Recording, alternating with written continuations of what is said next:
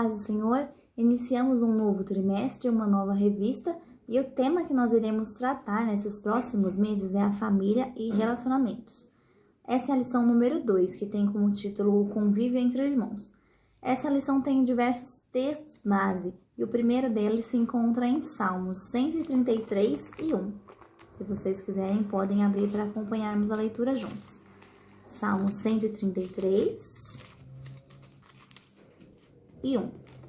Ó, quão bom e quão suave é que os irmãos vivam em união. Depois também temos uma passagem que se encontra em 1 Pedro, lá no finalzinho da Bíblia, capítulo 1, versículo 22. 1 Pedro 1 e 22. Purificando a vossa alma na obediência à verdade, para a caridade fraternal, não fingida, amai-vos ardentemente uns aos outros com um coração puro. E também em Romanos 12:10. Romanos 12:10 está escrito: amem uns aos outros com o amor de irmãos em Cristo e se esforcem para tratar uns aos outros com respeito.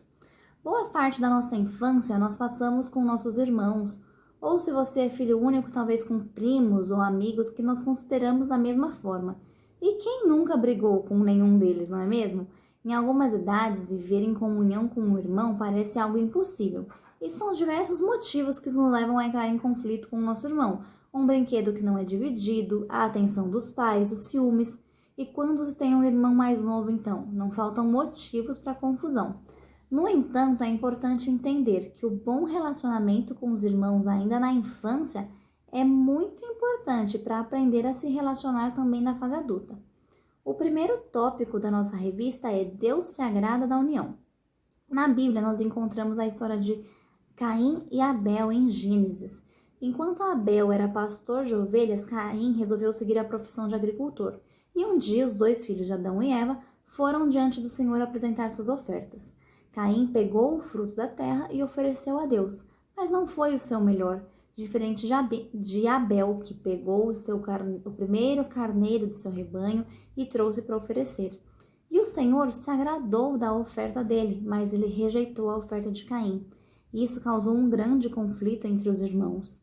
Estaria Deus privilegiando um e desprezando o outro? De maneira nenhuma, Deus estava apenas ensinando a Caim que ele precisava obedecer à vontade divina e que ele precisava ter uma fé que fosse sincera. Mas, infelizmente, Caim não quis seguir pelo caminho da justiça e ele cometeu o primeiro homicídio da humanidade, matando o seu irmão. E há muitas pessoas que se comportam como Caim. Elas ficam iradas quando suas vontades não são feitas. Elas brigam com os pais para receberem o que querem, mesmo quando sabem que os pais não têm condição de dar aquilo. E quando um dos irmãos não segue pelo mesmo caminho, ele é alvo de inveja e coloca os pais num grande dilema. Mas saiba de uma coisa, diante de Deus não há ninguém melhor. Todos são amados pelo Pai da mesma maneira. Deus se agrada quando nós vivemos em perfeita harmonia, seja com nossos irmãos carnais, de sangue, como também com nossos irmãos em Cristo. No livro de Atos, nós vemos uma cena de verdadeira comunhão que os irmãos compartilhavam na igreja primitiva. A união naquela época era tão forte que os irmãos que possuíam bens materiais vendiam e repartiam o valor em igualdade com aqueles que eram menos favorecidos. Entre eles não havia nenhum que passava necessidade. E todos os dias eles adoravam a Deus juntos no templo.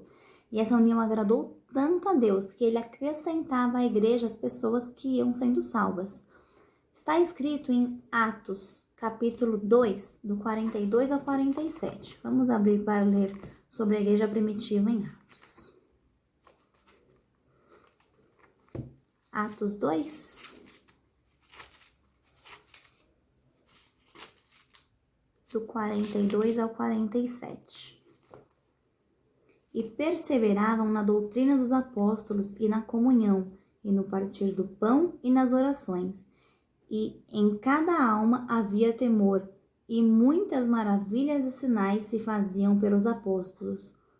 Todos os que criam estavam juntos e tinham tudo em comum.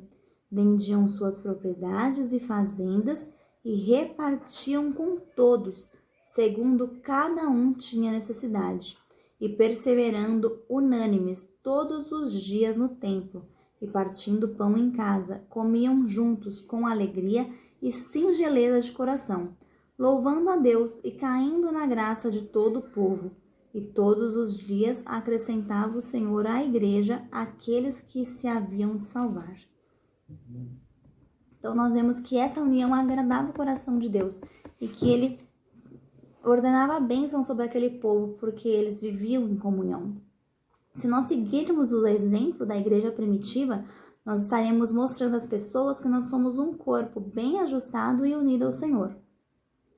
O próximo tópico da nossa revista é um amor sem fingimento. Você tem um amor sincero pelas pessoas, até mesmo por aquelas pessoas que não vão com a sua cara? Talvez você já tenha se deparado com uma situação parecida. Há pessoas que dizem que não vão com a cara uma da outra apenas pela aparência, sem nem mesmo conversar. Isso acontece muito na fase da adolescência, mas nós como cristãos não podemos compartilhar dessa ideia. Jesus ensinou valores diferentes para a sua igreja e nós devemos colocar em prática, começando pelo amor. O apóstolo Paulo afirmou em Romanos 12:9 que o amor de vocês não seja um fingido, odeiem o mal e sigam o que é bom. Amor fingido é aquele amor hipócrita, falso, que vive de aparências e que ele não é o que ele diz ser. Há pessoas que falam sobre o amor ao próximo, mas elas negam esse amor quando o próximo realmente precisa.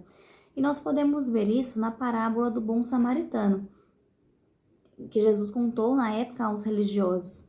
Essa passagem ela está em Lucas, no capítulo 10, do versículo 30 ao 37.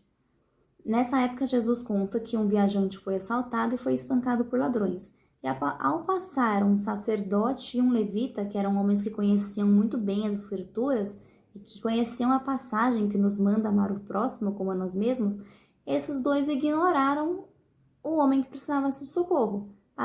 Simplesmente passaram reto. Mas o samaritano, que era um homem que não tinha um grande prestígio, parou seu trajeto e cuidou do viajante. Outro exemplo de amor fingido foi o do jovem rico em Mateus. Em Mateus 19, há um jovem rico que pergunta a Jesus o que ele teria que fazer para herdar a vida eterna. E após o mestre relatar alguns dos mandamentos, disse por último: ame os outros como você ama você mesmo. E o jovem respondendo disse que ele cumpria todos os mandamentos e que inclusive ele amava o próximo. Mas quando Jesus colocou à prova, pedindo que ele vendesse tudo o que tinha e que desse aos pobres e seguisse a Jesus, o jovem se retirou muito triste porque ele tinha muitas propriedades. Ele não queria vender e repartir. O nosso amor para com o próximo tem que ser verdadeiro, assim como foi o amor de Jesus por nós. Mesmo depois de maltratado, ele nunca se vingou. Pelo contrário, quando ele estava ali na cruz, sofrendo grande dor, ele orou ao Pai que perdoassem os homens que estavam matando, porque não sabiam o que faziam. O Mestre cumpriu fielmente os seus ensinamentos sobre amar os nossos inimigos, e é essa atitude que ele também espera de nós. Portanto, vocês não precisam ficar com raiva daquelas pessoas que os perseguem. Ore pela vida delas para que elas tenham um real encontro com Cristo. Provérbios 15:1 está escrito que a palavra delicada, ela acalma o furor. Então saiba que você é diferente, que Deus está vendo o que se passa no seu coração. O próximo tópico é: na angústia nasce um irmão. Não é raro o adolescente sentir determinadas sensações que influenciam o seu comportamento. A ansiedade, o medo, a insegurança, a falta de humor, tudo isso causa angústia. O adolescente também atravessa momentos difíceis e muitas vezes as pessoas mais velhas não compreendem essa etapa da vida deles. Por isso é importante ter muita calma para não colocar a confiança numa amizade que, ao invés de nos ajudar, pode nos levar ainda mais para o fundo do poço. Nós estamos vivendo numa época em que o amor está esfriando e nós devemos ser amigos leais e manter nossos laços de amizade como se fôssemos irmãos. Mas quem são aqueles que são nossos verdadeiros amigos? Como saber diferenciar uma amizade sincera de uma amizade que é interesseira? Ser amigo quando estamos bem de saúde, financeiramente, alegres, é muito fácil, mas é na hora da angústia que nós podemos reconhecer quem são nossos verdadeiros amigos. A Bíblia diz em Provérbios 17:17, o amigo ama sempre, e na desgraça ele se torna um irmão. Enquanto nós vivermos, nós atravessaremos bons e maus momentos em nossa vida, e é necessário passar por tribulações para que nós possamos amadurecer e valorizar o que Deus tem a nos dar. Seja você um bom amigo, tenha boas palavras, tenha sempre uma palavra de ânimo e de Deus para quem te procurar. Deus abençoe.